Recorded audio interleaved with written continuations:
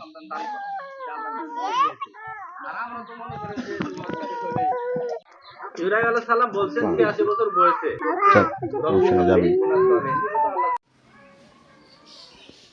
আল্লাহু আকবার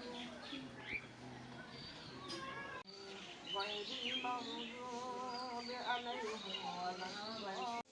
সামি আল্লাহু লিমান হামিদাহ।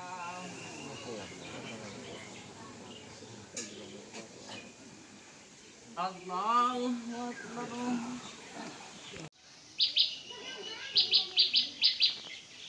দেখুন আমি ব্যাপারশেষ আগের ঘন্টায় কিন্তু জানিয়েছিলাম নামাজের প্রস্তুতি চলছে। এখন কিন্তু আমার পিছনে দেখতে পাচ্ছেন নামাজ চলছে। এখানে যারা রয়েছে